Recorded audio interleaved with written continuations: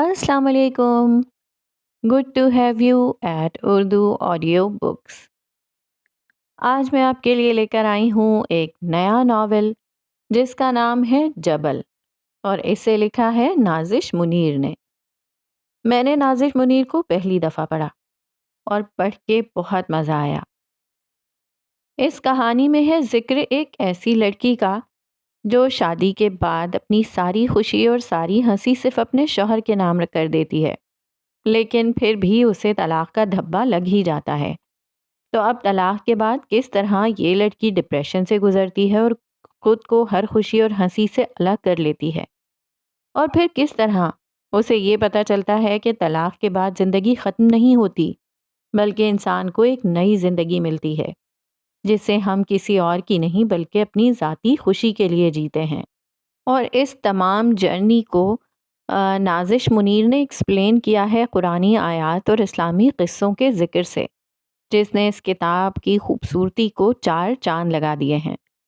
तो चलें देखते हैं कि ये कहानी, जो कि चित्राल की कहानी है, कैसे आगे बढ़ती है और क्या प्लॉट ट्विस्ट इसमें आते हैं। शुरू करते हैं नाजिश मुनीर का नावल जबल। एपिसोड 1। इंतिसाब।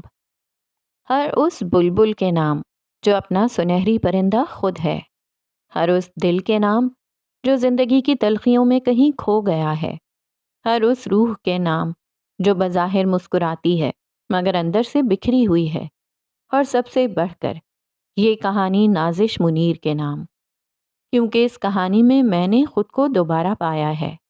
अगर इस कहानी का कोई एक भी लफ्ज़ किसी कारी के दिल में उम्मीद, हिम्मत या एक नई रोशनी पैदा कर सके तो मेरा लिखना कामयाब हो गया। पेश लफ्ज़। हस्बुनल्लाहु व निअमल वकील। अल्लाह हमें काफ़ी है और वो बेहतरीन कारसाज है। सूरह आले इमरान, आयत नंबर 173। हर कहानी के पीछे एक दर्द, एक जज्बा और एक मकसद होता है। जबल सिर्फ एक नावल नहीं, बल्कि एक ऐसी कहानी है जो मेरे दिल के बहुत करीब है। इसे लिखने का फ़ैसला किसी आम ख्याल से नहीं, बल्कि ज़िंदगी के कुछ ऐसे पहलुओं को बयान करने की ख्वाहिश से किया जो अक्सर नज़रअंदाज कर दिए जाते हैं। फ़र्ज़ और मोहब्बत की जंग, रिश्तों की आजमाइश और वो दर्द जो तलाक जैसे लफ्ज़ में छुपा होता है। हमने हमेशा ऐसे किरदार तख्लीक करने की ख्वाहिश रखी जो रिवायती हीरोज़ से मुख्तलिफ हों। जबल खान एक ऐसा किरदार है जो बज़ाहिर सख्त, मजबूत और नाकाबिले शिकस्त नज़र आता है, मगर उसके अंदर एक ऐसा तूफ़ान है जो उसे लम्हा बलम्हा खा रहा है। उसके फ़ैसले सिर्फ़ एक पुलिस अफसर के नहीं, बल्कि एक इंसान के हैं जो अपनी ज़ात, मोहब्बत और ज़िम्मेदारियों के दरमियान पिस रहा है। मैंने जबल को एक आम हीरो नहीं, बल्कि एक ऐसा शख्स बनाने की कोशिश की जो ज़िंदगी के हकीकी मसाइल से लड़ रहा हो, जो बज़ाहिर सख्त मगर अंदर से मजरूह हो।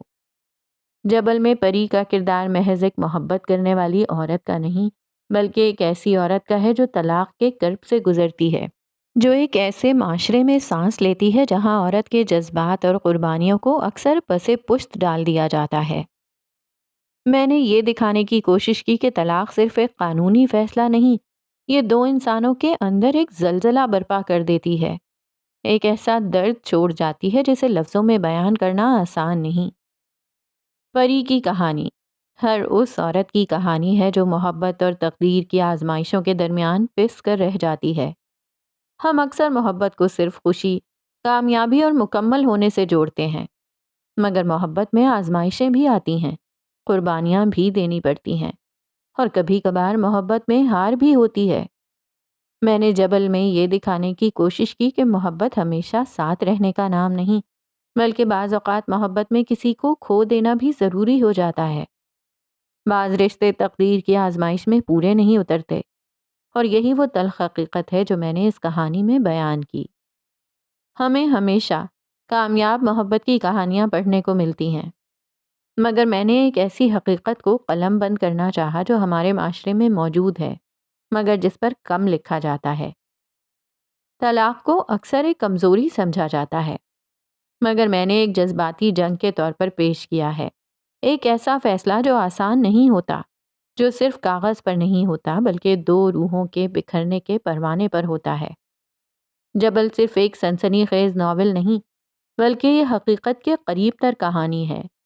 اس میں جرم ہے، سیاست ہے، انصاف کی جنگ ہے، مگر سب سے بڑھ کر اس میں انسان کی وہ داخلی کشمکش ہے جسے ہم سب اپنی زندگی کے کسی نہ کسی موڑ پر محسوس کرتے ہیں۔ میں نے اس کہانی کو لکھ کر یہ پیغام دینے کی کوشش کی ہے کہ زندگی میں ہر چیز ہمارے اختیار میں نہیں ہوتی۔ کچھ فیصلے ہم خود کرتے ہیں اور کچھ تقدیر ہم پر مسلط کر دیتی ہے۔ جب میں نے جبل لکھنا شروع کیا تو یہ صرف ایک کہانی تھی، مگر جب میں نے اسے مکمل کیا تو مجھے احساس ہوا کہ یہ صرف جبل خان یا پریحان اور عیسیٰ کی نہیں بلکہ ہر اس شخص کی کہانی ہے جو زندگی کی آزمائشوں میں پس چکا ہے، جو محبت میں بکھرا ہے، جو طلاق کے درد سے گزرا ہے یا جو تقدیر کے فیصلوں کے سامنے بے بس ہوا ہے۔ یہ کہانی ان لوگوں کے لیے نہیں جو صرف کامیابی اور کمال کے متلاشی ہیں، بلکہ ان کے لیے ہے جن کی زندگی میں کہیں نہ کہیں کوئی کمی، کوئی ادھورا پن، کوئی درد یا کوئی ایسا واقعہ موجود ہے جو انہیں بدل کر رکھ دیتا ہے۔ یہ کہانی ان راستوں کی ہے جہاں تقدیر اپنی مرضی سے چلتی ہے، جہاں انسان محض ایک مسافر ہوتا ہے اور جہاں بعض اوقات سب کچھ جاننے کے باوجود ہمارے پاس کوئی اختیار نہیں ہوتا۔ یہ ناول میرے لیے ایک احساس، ایک درد اور ایک سچ تھا جسے میں لفظوں میں قید کرنا چاہتی تھی۔ میں نے جبل لکھا کیونکہ کچھ کہانیاں لکھی نہیں جاتیں، وہ اندر سے نکلتی ہیں، روح سے، دل سے اور کبھی کبھار آنسوؤں سے۔ بہت شکریہ میری پیاری رمشا منیر اور رابعہ رحمان جو جبل کے سفر میں میرے ساتھ رہیں۔ جزاک اللہ خیر۔ سلامت رہیں۔ دعاؤں کی طلبگار نازش منیر۔ تقریض۔ بعض کہانیاں صرف کہانیاں نہیں ہوتیں، وہ ایک عہد ہوتی ہیں، ایک جذبہ، ایک ایسا سفر جو پڑھنے والے کو اپنی گرفت میں لے کر حقیقت اور فکشن کے درمیان کی لکیر مٹا دیتا ہے۔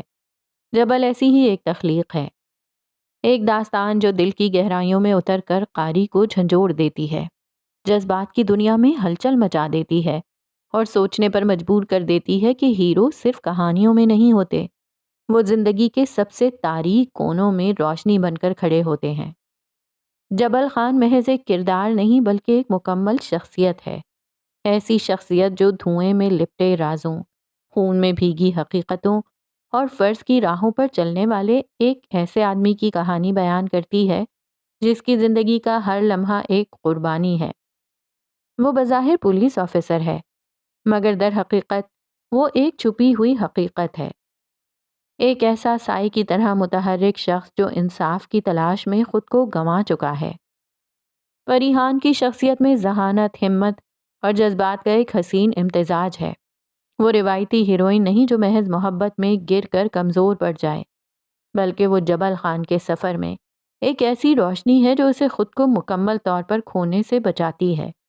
جبل صرف ایک تھرلر نہیں، یہ زندگی کے ان پہلوؤں کو بے نقاب کرتا ہے جو عام آنکھوں سے اوجھل رہتے ہیں۔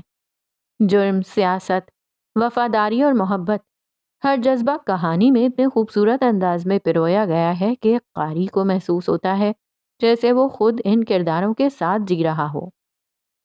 محبت جب آزمائشوں کی سرحدوں پر کھڑی ہو تو یا تو وہ امر ہو جاتی ہے یا راکھ بن کر بکھر جاتی ہے۔ جبل صرف ایک محبت کی کہانی نہیں بلکہ اس میں وہ تلخ سچ بھی ہے جسے اکثر کہانیاں نظر انداز کر دیتی ہیں۔ طلاق، جدائی اور اس کے بعد جینے کی اذیت۔ جب تعلقات بکھرتے ہیں تو صرف دو لوگ جدا نہیں ہوتے بلکہ ان کے خواب، ان کی یادیں، ان کی امیدیں بھی ٹوٹ جاتی ہیں۔ یہ کہانی دکھاتی ہے کہ محبت ہمیشہ ساتھ رہنے کا نام نہیں، کبھی کبھی محبت چھوڑ دینے میں بھی ہوتی ہے۔ کبھی تقدیر لوگوں کو اتنا آزما لیتی ہے کہ وہ اپنی سانسوں میں بسنے والے شخص کو ہی کھو دیتے ہیں۔ طلاق کا درد ہوتا ہے وہ لمحہ جب ہاتھوں کی گرفت ڈھیلی پڑ جاتی ہے اور دو لوگ جو ایک دوسرے کے بغیر سانس لینا نہیں چاہتے تھے ایک دوسرے سے ہمیشہ کے لیے جدا ہو جاتے ہیں۔ یہ کتاب نہ صرف سنسنی خیز موڑ رکھتی ہے بلکہ انسانی نفسیات، سچ اور جھوٹ کی جنگ اور جذباتی پیچیدگیوں کو بھی بے حد گہرائی سے بیان کرتی ہے۔ جبل ایک ایسا ناول ہے جو ختم ہونے کے بعد بھی آپ کے ذہن میں گونجتا رہے گا، ایک ایسی کہانی جو آپ کے اندر کے احساسات کو جھنجھوڑ کر رکھ دے گی۔ اگر آپ ایک ایسی کہانی کی تلاش میں ہیں جو آپ کے دل و دماغ پر گہرا نقش چھوڑ دے تو جبل آپ کے لیے ہے۔ یہ محض ایک ناول نہیں بلکہ ایک تجربہ ہے، ایسا تجربہ جو آپ کو ہلا کر رکھ دے گا، آپ کی سوچ بدل دے گا۔ نویدا کوثر۔ چترال کی وادی میں برف گرتی رہی، دھوپ امید کی چھن چھن بکھرتی رہی۔ کہیں دور جبل موسیٰ پہ تھا ایک سکوت، جیسے صبر کی مٹی میں دفن ہو کوئی سوت۔ یعقوب کے آنسو بھی خاموش بہتے رہے، بینائی چھین لی مگر خواب کہے نہ گئے۔ کہاں جا کے رکتی ہے تقدیر کی آندھی، کہاں جا کے تھمتا ہے ہجر کا دریا۔ یہ آزمائشیں، یہ درد، یہ سوال، کہاں ہے وہ رب جو ہے بے مثال۔ وہ صبر آزماتا ہے، ضبط کاٹتا ہے، وہ بندوں کے دل میں چراغ جلاتا ہے۔ یہ پہاڑ، یہ وادیاں سبھی جانتے ہیں کہ صبر کے صحراؤں میں رہواں بنتے ہیں۔ کہیں موسیٰ نے آگ میں جلوہ دیکھا، کہیں یعقوب نے خوابوں میں چراغ رکھا، مگر سوال وہی، جواب بھی وہی۔ یہ تقدیر کی زنجیر، عذاب بھی وہی۔ کبھی چترال کے پہاڑ گواہ بنتے ہیں، کبھی صبر کے کتبے لہو میں سنتے ہیں۔ یہاں ہر برف باری میں ایک نوحہ ہے، یہاں ہر آندھی میں ایک صدا باقی ہے۔ یہ کہانی ہے صبر کی، درد کی، وفا کی۔ یہ کہانی ہے انسان کے ٹوٹنے کی، خدا کو پانے کی۔ کمرے میں دھیمی روشنی تھی، باہر برف میں لپٹی چترال کی شام نے اندر کی اداسی کو بھی آہستہ آہستہ اپنی لپیٹ میں لے لیا تھا۔ دیوار کے ساتھ رکھی کرسی پر بیٹھے بیٹھے پری نے اپنی بچپن کی دوست صبا کی طرف دیکھا، جو اس کی حالت پر بے بسی سے ہاتھ مل رہی تھی۔ پری کی آنکھیں سوجی ہوئی تھیں، آنسو مسلسل گرتے جا رہے تھے، کسی ٹوٹے ہوئے خواب کی کرچیوں کی طرح۔ صبا، وہ کہتا تھا نا، بلبل تم میرا سنہری پرندہ ہو، کوئی اپنا سنہری پرندہ کیسے آزاد کر سکتا ہے؟ پری کی آواز کانپ رہی تھی۔ لیکن اس نے مجھے اس وقت چھوڑ دیا جب مجھے سب سے زیادہ اس کی ضرورت تھی۔ میں روز ان پہاڑوں کو امید سے دیکھتی ہوں کہ وہ آئے گا، اس کا دل پگھلے گا، بے وفائی کی برف بھی ایک دن ضرور پگھلے گی، لیکن وہ تو پتھر بن چکا ہے، ایک بے حس چٹان۔ ہر مہینے جب میں اس کی واپسی کے لیے دعائیں اور وظائف کرتی رہی، وہ دوسری پھر تیسری طلاق کے نوٹس بھیجتا رہا۔ پری وہ اچھا انسان نہیں تھا، صبا کی آواز میں سختی تھی۔ اس نے ہیرا کھو دیا اور خود پتھر رہ گیا۔ تم اس کے لیے رو رہی ہو جس نے تمہیں زہر کھانے پر مجبور کیا۔ جو سچا محبت کرنے والا ہوتا ہے وہ کبھی ایسا امتحان نہ لیتا۔ نہیں صبا، پری کی سانسیں بے ترتیب ہو گئیں۔ ہاں، وہ اچھا شوہر نہیں تھا، اچھا بھائی، اچھا بیٹا بھی نہیں تھا، لیکن وہ اچھا باپ بنتا۔ اللہ نے میرے وجود کا سب سے قیمتی حصہ چھین لیا۔ اگر اولاد ہوتی تو وہ کبھی مجھے نہ چھوڑتا۔ میں نے تو اس کے کہنے پر وہ ساری وٹامن کی گولیاں زبردستی کھا لیں۔ بس اسے غصہ تھا کہ میں اس کی اجازت کے بغیر چیک اپ کے لیے کیوں گئی۔ اگر بچہ ہوتا تو وہ بدل جاتا، وہ ٹھیک ہو جاتا۔ پری، صبا کی آنکھوں میں نمی اتر آئی۔ جو اچھا انسان نہیں تھا وہ اچھا باپ کیسے بنتا؟ میں اپنی پری کو نہیں پہچان رہی۔ میری پری تو بہادر تھی، وہ ایسی نا امیدی کی باتیں نہیں کرتی تھی۔ پری نے کانپتے ہاتھوں سے اپنی آنکھیں پوچھی، مگر آنسوؤں کا سیلاب کہاں رکتا ہے؟ باہر برف باری میں لپٹے درخت بھی اداس کھڑے تھے، چترال کی ہوائیں بھی ماتم کنا تھیں۔ پری کھڑکی کے قریب جاتی گئی، باہر برف باری دیکھتی اپنے اندر کی سردی کو محسوس کرنے لگی، پھر کمرے میں جلتی شمع کی ٹمٹماتی روشنی کو دیکھنے لگی، ویران آنکھوں سے، جیسے اس کی زندگی کی لو بھی بجھتی جا رہی ہو۔ صبا، اس کی آواز لرز گئی۔ تمہیں پتا ہے، حضرت یعقوب کی آنکھیں اپنے بیٹے کی جدائی میں اتنا روئیں کہ بینائی چلی گئی۔ تب ان کے دوسرے بیٹے بھی یہی کہتے تھے، چھوڑو، اتنا غم کیوں کرتے ہو؟ لیکن جس پر بیتتی ہے وہی جانتا ہے۔ دل کے ٹکڑے بچھڑ جانے کا درد، اولاد کھو دینا، یہ وہ غم ہے جو جیتے جی مر جانے کے برابر ہوتا ہے۔ پری کا سر صبا کے کندھے پر جھک گیا اور صبا نے کانپتے ہاتھوں سے اس کی پشت سہلائی۔ کمرے میں صرف سسکیوں کی آواز تھی اور باہر چترال کی برف باری خاموشی سے گرتی جا رہی تھی۔ صبر کوئی آسان چیز نہیں، یہ وہ آگ ہے جس میں روح پگھلتی ہے، آنکھیں بینائی کھو دیتی ہیں، مگر دل پھر بھی امید کا دامن تھامے رکھتا ہے۔ حضرت یعقوب علیہ السلام کی آنکھوں نے برسوں آنسو بہائے، یہاں تک کہ بینائی جاتی رہی، مگر ان کا دل جانتا تھا کہ یوسف کہیں نہ کہیں کسی نہ کسی صورت میں موجود ہے۔ لوگ کہتے تھے چھوڑ دو، حد سے زیادہ غم مت کرو، مگر جس کا بیٹا جدا ہو اس کا دل دنیا کی تسلیوں سے کب بھر سکتا ہے؟ صبر صرف خاموشی نہیں، صبر وہ چیخ ہے جو دل میں دبی رہتی ہے مگر ہونٹوں سے شکایت نہیں نکلنے دیتی۔ یہ دنیا صبر آزماتی ہے، کبھی رشتوں کی صورت، کبھی محبتوں کی صورت اور کبھی اولاد کے چھن جانے کی صورت۔ مگر یعقوب علیہ السلام کی طرح وہی لوگ صبر کر پاتے ہیں جنہیں معلوم ہو کہ ہر امتحان کے پیچھے کسی نہ کسی حکمت کا پردہ ہے۔ وقت کی دھند میں دکھ کبھی نہ کبھی ختم ہوتے ہیں، مگر صبر کی روشنی ہمیشہ قائم رہتی ہے۔ کسی نے کیا خوب کہا ہے کہ جو چیز تم سے چھین لی گئی وہ کبھی تمہاری تھی ہی نہیں، مگر جو چیز تمہیں دی گئی ہے وہ تمہارے صبر کی بدولت ہی تم تک پہنچتی ہے۔ اللہ کبھی کسی کے صبر کو رائیگاں نہیں جانے دیتا۔ یعقوب علیہ السلام کا صبر ہمیں سکھاتا ہے کہ آنکھیں چاہے روتے روتے بینائی کھو دیں، مگر امید کا چراغ کبھی نہ بجھنے پائے۔ جو بچھڑ گیا وہ اگر لوٹنا مقدر میں ہے تو آ کر رہے گا، اور اگر نہیں تو اللہ اس کے بدلے دل میں ایسی روشنی ڈال دے گا کہ ماضی کی تاریکی بے معنی لگنے لگے۔ زندگی ہمیں آزمائے گی، گرائے گی، توڑے گی، مگر جو صبر کی چٹان پر کھڑا رہے وہی فاتح کہلاتا ہے۔ یعقوب علیہ السلام کے 11 بیٹے ایک طرف، مگر یوسف علیہ السلام اپنی شان میں یکتا تھے۔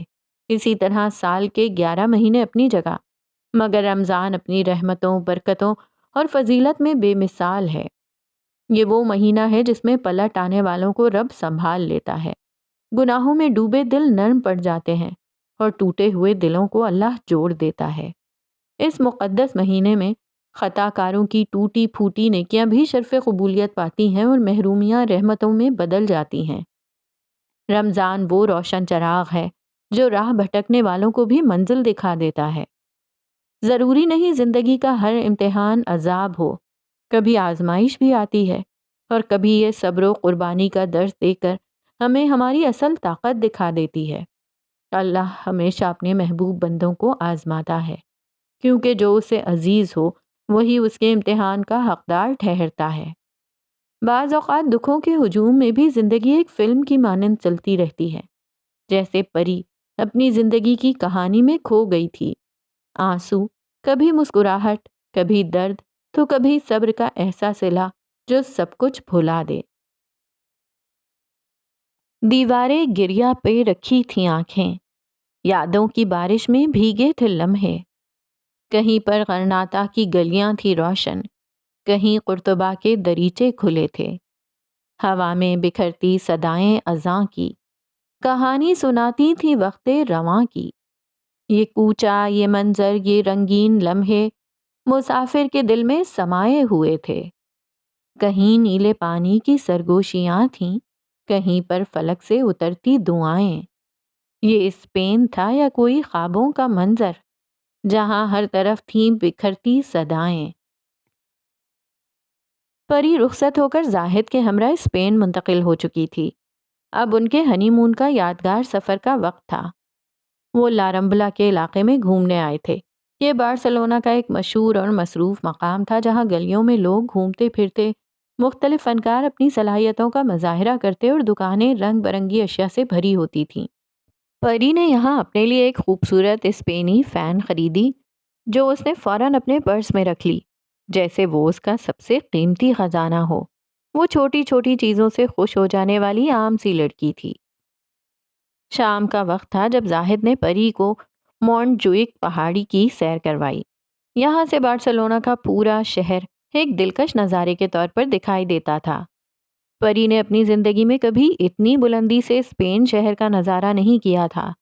وہ زاہد کے ساتھ وہاں بیٹھ گئی اور دونوں نے غروب آفتاب کو دیکھتے ہوئے ایک دوسرے کے ساتھ مستقبل کے خواب بنے۔ اس لمحے میں انہیں ایسا لگا جیسے وقت تھم گیا ہو اور ان کے آس پاس صرف محبت کی سرگوشیاں تھیں۔ پری اور زاہد کا ایک اور یادگار دن اس وقت گزرا جب وہ سیویلا کے قدیم شہر پہنچے۔ یہاں کی تنگ گلیاں اور پرانی عمارتیں پری کو پاکستان کے پرانے شہروں کی یاد دلاتی تھیں۔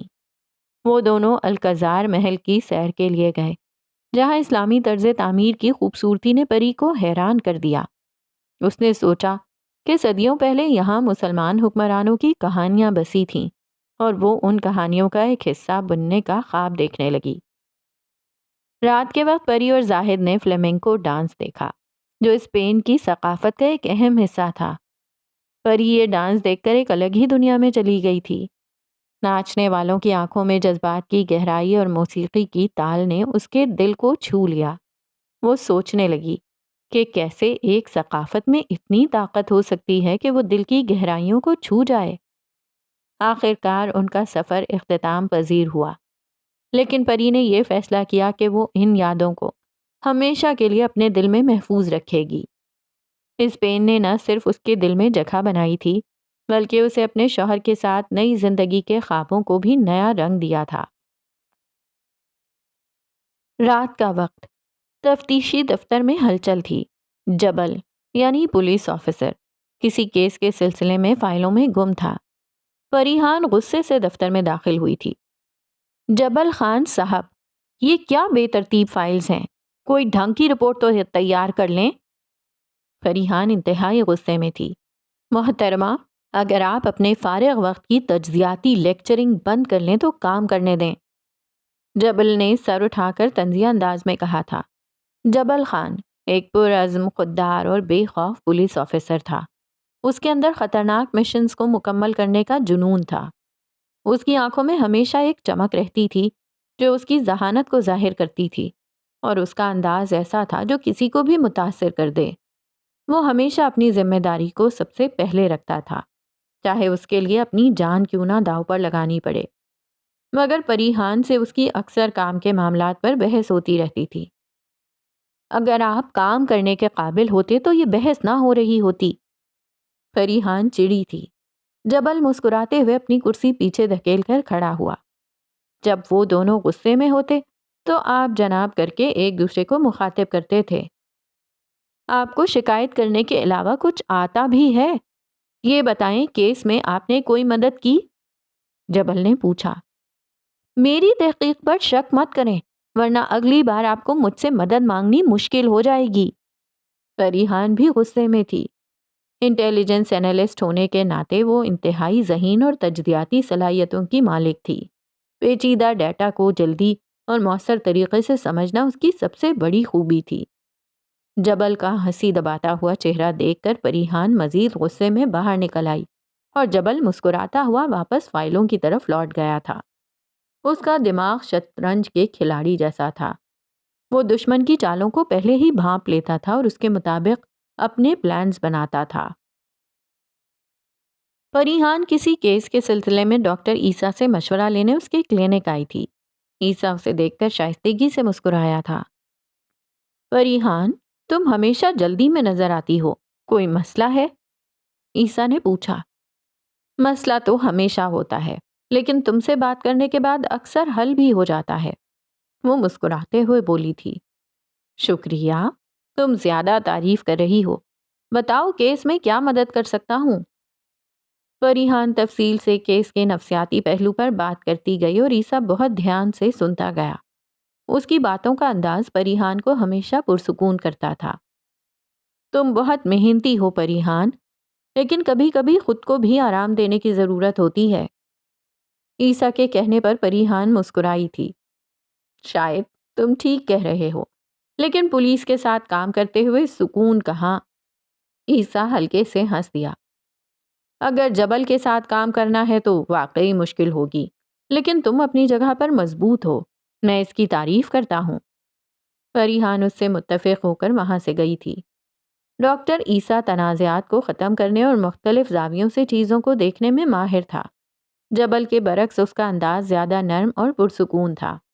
وہ ہمیشہ نفیس اور سادہ لباس پہنتا تھا، جیسے صاف ستھرے سوٹ یا ہلکے رنگوں کے کپڑے۔ اس کی آنکھوں میں ایک گہری اور پرکھنے والی نظر ہوتی تھی، کسی کی شخصیت کو فوراً سمجھ سکتی تھی۔ اس نے نفسیات کا انتخاب اس لیے کیا تاکہ انسانی رویوں کو بہتر طریقے سے سمجھ سکے۔ جبل ایکشن اور ایڈونچر کو پسند کرتا تھا، جبکہ عیسیٰ ایک متوازن اور گراؤنڈنگ فورس کے طور پر کام کرتا تھا۔ ان کے مختلف طریقے اکثر تنازع پیدا کرتے تھے، لیکن ان کے درمیان محبت اور باہمی احترام انہیں قریب رکھتا تھا۔ ڈاکٹر عیسیٰ کا دل بے حد نرم تھا۔ وہ دوسروں کے دکھ درد کو اپنے دل پر محسوس کرتا تھا۔ اگر کوئی مدد کے لیے ان کے پاس آئے تو وہ کبھی انکار نہیں کرتا، چاہے اس کی قیمت انہیں خود ہی کیوں نہ چکانی پڑے۔ یہ اس کی سب سے بڑی خوبی بھی تھی اور سب سے بڑی کمزوری بھی۔ جبل خان، جو سخت اور حقیقت پسندانہ رویہ رکھتا تھا، اکثر اسے طنزیانہ انداز میں کہتا تھا، یہ تمہارا نرم دل کبھی تمہیں برباد کرے گا۔ زندگی میں سب کو بچایا نہیں جا سکتا عیسیٰ۔ یہ بات عیسیٰ کو تکلیف دیتی تھی، لیکن وہ اپنی فطرت کے خلاف کچھ کرنے کو تیار نہیں ہوتا۔ اس کا یقین تھا کہ کسی کی مدد کرنے میں اگر نقصان بھی ہو جائے تو وہ قابل برداشت ہے، لیکن مدد نہ کرنا ضمیر پر بوجھ ڈال دیتا ہے۔ عیسیٰ کی نرمی اور ہمدردی بعض اوقات انہیں غیر ضروری طور پر مشکلات میں ڈال دیتی تھی۔ ایک کیس میں وہ ایک مجرم کی معصومیت پر یقین کر بیٹھتا تھا اور اپنی پوری کوشش اسے بچانے میں لگا دی تھی، جبکہ ان کے جبل کو یقین تھا کہ وہ مجرم ہی ہے۔ ایسے لمحات میں دونوں کے درمیان شدید تنازع ہوا تھا، لیکن عیسیٰ ہمیشہ اپنے اصولوں پر قائم رہنے والا تھا۔ زاہد ایک بہترین شیف تھا اور بارسلونا کے قریب دریا کنارے اس کا اپنا ایک ریسٹورانٹ تھا۔ پری جب پہلی بار اس ریسٹورانٹ میں گئی تو وہ زاہد کی محنت اور لگن دیکھ کر حیران رہ گئی۔ ریسٹورانٹ کا ماحول بہت پرسکون اور دلکش تھا۔ سورج غروب کے قریب جب آسمان میں سنہری اور نارنجی رنگوں کی چمک ہوتی تھی تو اس خوبصورت اسپینش ریسٹورانٹ کی رونقیں بڑھتی جاتیں۔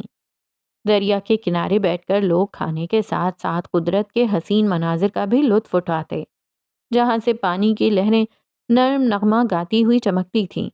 ریسٹورانٹ کے باہر ایک خوبصورت پتھر کی بنی ہوئی ڈیک تھی جو پرسکون ماحول کو اور بھی دلکش بناتی تھی۔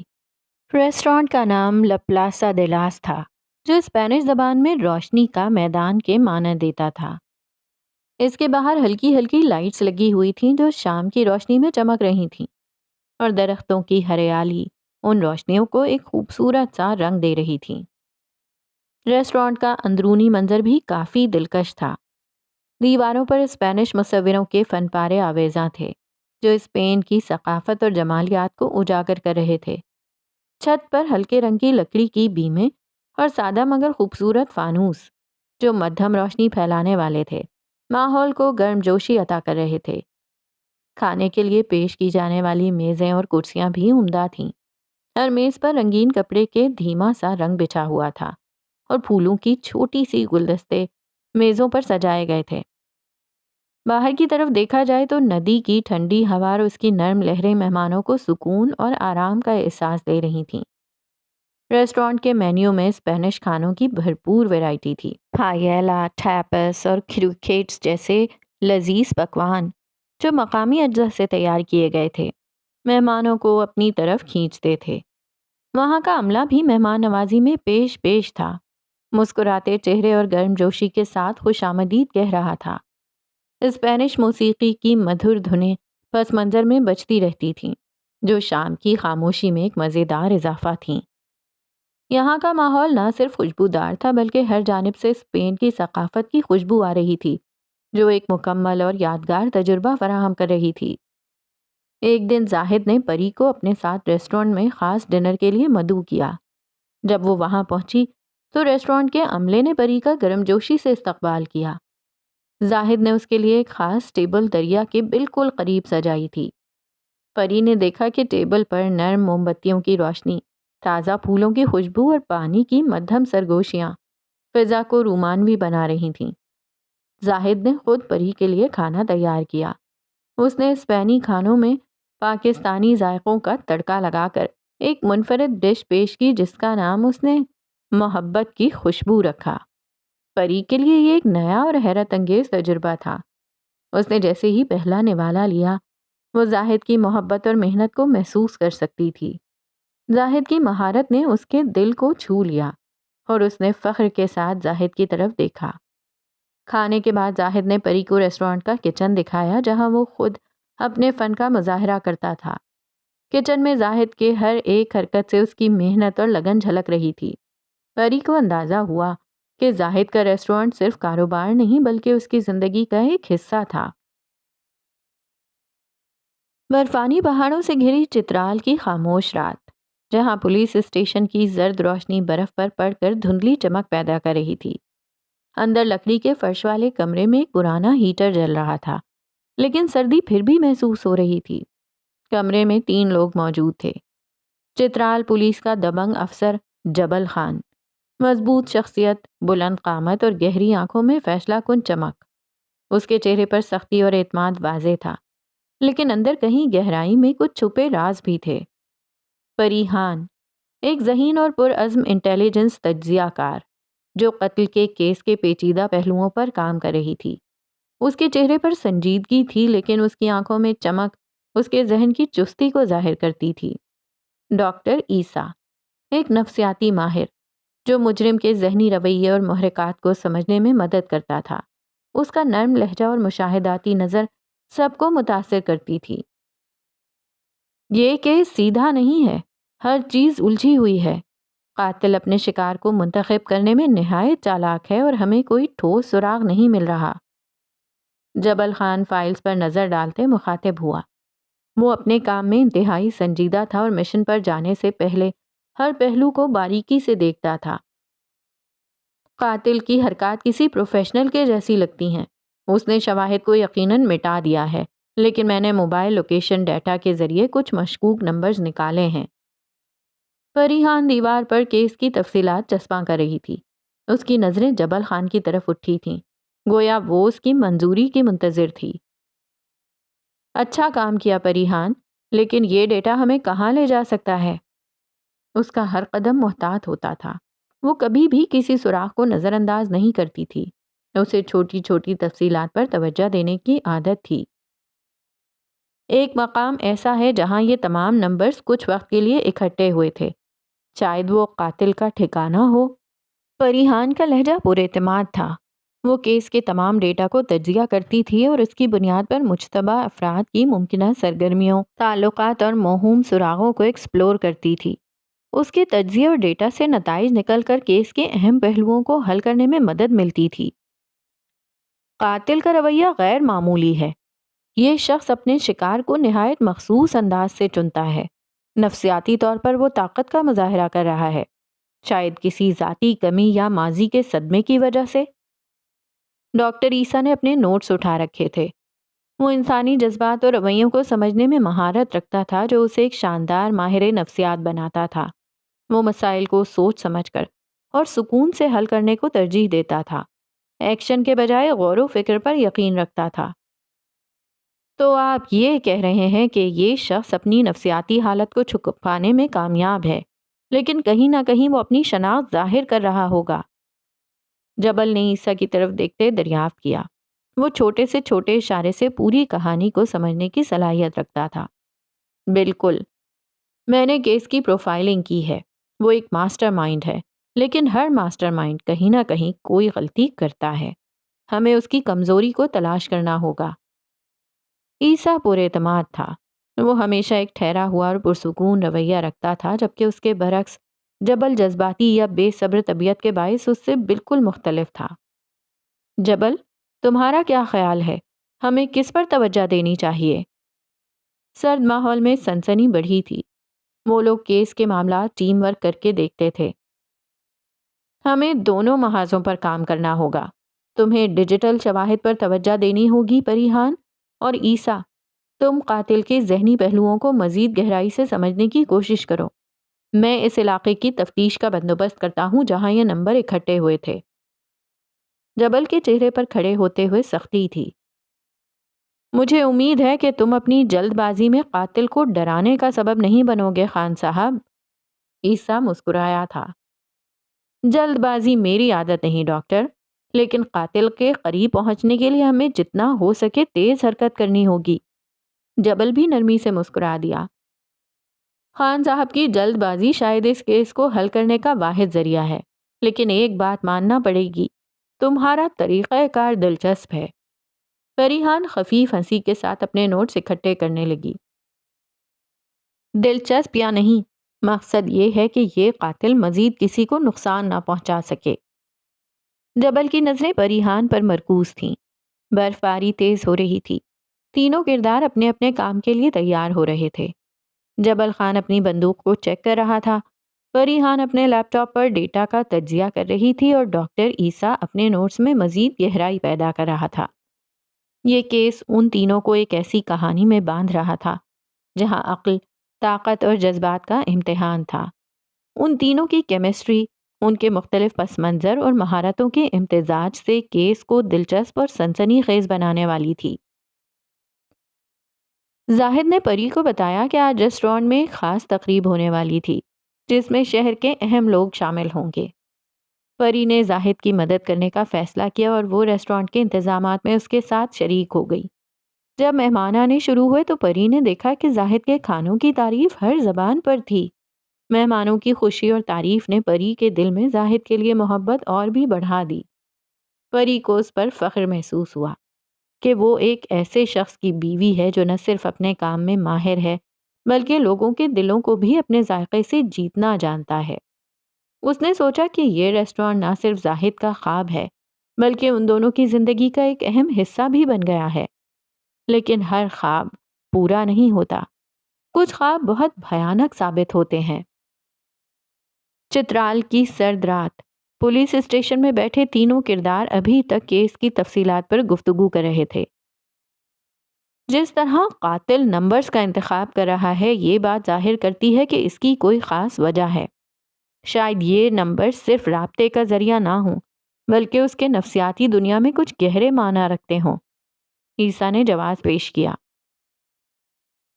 تمہارا مطلب ہے کہ نمبرز کوئی خفیہ کوڈ ہیں؟ فریحان کی چمکدار تجزیاتی نظر سے بھری ہوئی آنکھیں، جو کبھی بھی کسی تفصیل کو نظر انداز نہیں کرتی تھیں، میں دلچسپی ابھری۔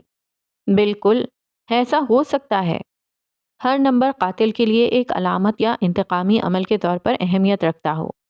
شاید وہ اپنے شکار کو کسی مخصوص نمبر کے تحت منتخب کرتا ہے تاکہ وہ اپنے مقاصد کو پورا کر سکے۔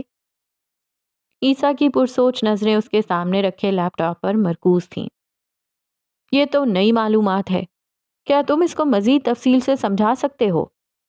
جبل نے اپنے بائیں ہاتھ میں پہنی گھڑی گھمائی تھی۔ وہ ہمیشہ اپنی گھڑی کے ساتھ کھیلتا تھا جب کسی مشکل سوچ میں پڑا ہو۔ جب ہم کیس کی پروفائلنگ کر رہے تھے تو ہمیں قاتل کے بچپن کے حوالے ملے۔ وہ بچپن سے ہی کسی نہ کسی طرح مختلف رہا، جیسے کہ وہ بچپن میں اکیلا، تشدد سے متاثر یا کچھ کمزوریاں رکھتا ہو۔ اس کی خاندانی پس منظر بھی کچھ خاص دکھائی دیتا ہے، ڈاکٹر عیسیٰ نے بتایا۔ کیا مطلب؟ فریحان نے گردن گھما کر عیسیٰ کی جانب دیکھا۔ اس کے سیدھے سیاہ رنگ بالوں پر بندھی پونی ٹیل ہلی تھی۔ وہ اپنے شکار کا انتخاب عموماً اس کے کوڈ سے کرتا ہے۔ ان نمبروں کا تعلق شاید اس کے بچپن کے تجربات، والدین کے قربانیوں یا کسی اہم زندگی کے واقعے سے ہے۔ یہ نمبر اسے کچھ یاد دلاتے ہیں، کچھ انتقام کی آوازیں۔ ڈاکٹر عیسیٰ نے جواب دیا۔ تو تم کہہ رہے ہو کہ یہ قاتل اپنے شکار کے انتخاب کے پیچھے ایک کہانی ہے، ایک غصہ، ایک درد؟ جبل نے گہرے بھورے بال جنہیں ہمیشہ ترتیب سے رکھتا تھا میں ہاتھ جھلایا۔ وہ سخت چہرے کے نقوش اور ہلکی داڑھی جو اس کی شخصیت کو مزید سنجیدہ بناتی تھی والا آفیسر تھا۔ بالکل، نمبرز قاتل کی نفسیات کے گہرے جڑوں کی نمائندگی کرتے ہیں۔ وہ ہر شکار کو خاص نمبر کے تحت منتخب کرتا ہے تاکہ وہ ایک پیغام بھیج سکے، عیسیٰ نے کہا، یہ نمبر قاتل کے شکار کے ساتھ رابطے کا ذریعہ نہیں بلکہ ایک کوڈ ہو سکتا ہے۔ فریحان نے فائلوں کی طرف اشارہ کرتے ہوئے کہا، ٹھیک ہے، مثلاً وہ نمبر کسی خاص عمر، جنس یا مقام کی علامت ہوں۔ یہ قاتل کے ذہنی انتشار کو ظاہر کرتے ہیں۔